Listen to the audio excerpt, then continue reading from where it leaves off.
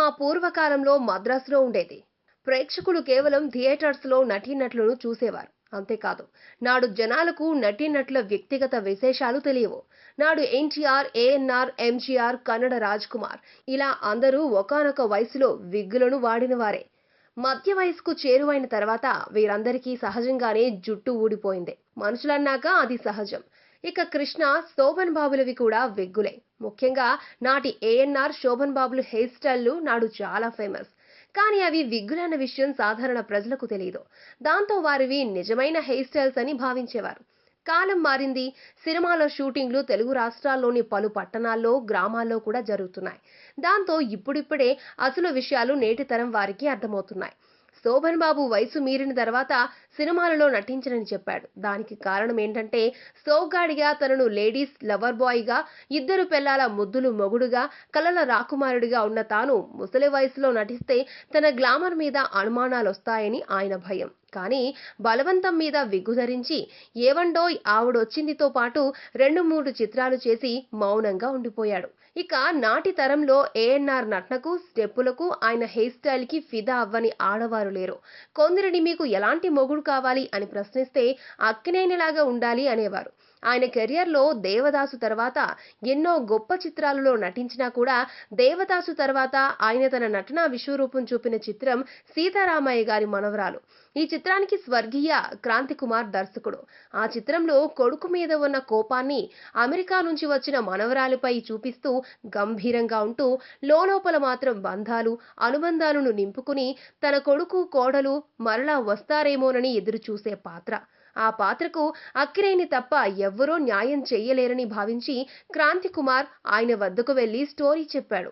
అక్కినేనికి కూడా బాగా నచ్చింది.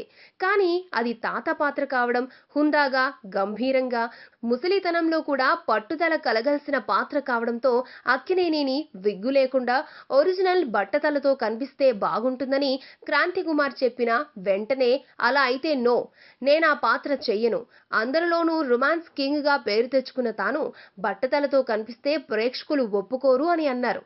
కానీ క్రాంతి కుమార్ కాళ్ళ వేళ్ల పడడంతో ఆయన అంగీకరించారు. ఈ విషయాన్ని దర్శకుడు స్వయంగా ఓ ఇంటర్వ్యూలో చెప్పారు. ఇక ఇప్పుడు అన్నీ ప్రేక్షకులకు క్షణాల్లో తెలిసిపోతున్నాయి. కానీ రజనీకాంత్ అంత పెద్ద స్టార్ అయినా కూడా బయట ఎప్పుడు ఎవరిని కలిసినా, ఏ ఫంక్షన్ కి వచ్చినా చింపిరి తెల్లని గడ్డం, బట్టతలతో వస్తాడు. అంత మాత్రాన ఆయన క్రేజ్ ఏమీ తగ్గలేదు కదా. ఆయన సింప్లిసిటీ చూసి ఫాలోయింగ్ పెరిగింది. అజిత్ తన నెరిసిన జుట్టు, గడ్డంతోనే పెప్పర్ సాల్ట్ లుక్ లో వెండితెరపై కనిపించడానికి కూడా వెనకాడడు.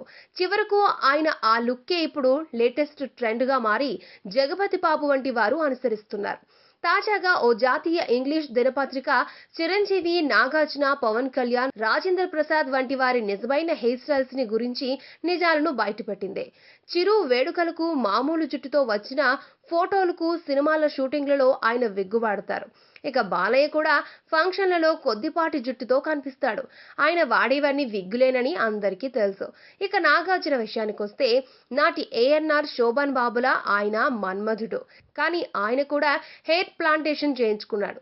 కింగ్ చిత్రంలో ఆయన విగ్గు ధరించే ఫోటోలను ఎవ్వరికీ తెలియకుండా దానిని ఓ ఆంగ్ల పత్రికలో ఓ మహిళా విలేకరి ఆధారాలతో సహా రాసింది.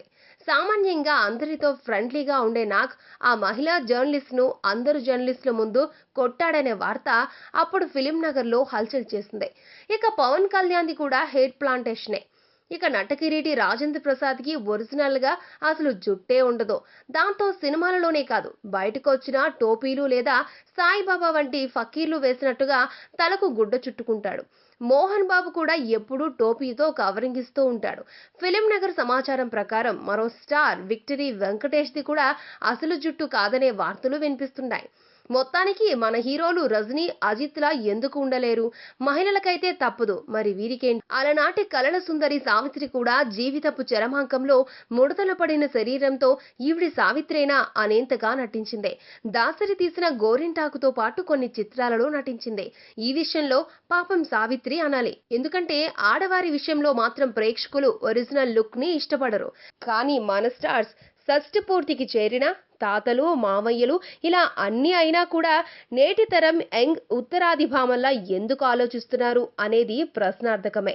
ఈ వీడియో మీకు నచ్చితే ఓ లైక్ కొట్టండి. మీ ఫ్రెండ్స్ కు షేర్ చేయండి. ఇలాంటి డిఫరెంట్ వీడియోలను మరిన్ని చూడాలనుకుంటే మా యూట్యూబ్ ఛానల్ ను సబ్స్క్రైబ్ చేయడం మాత్రం మరవకండి.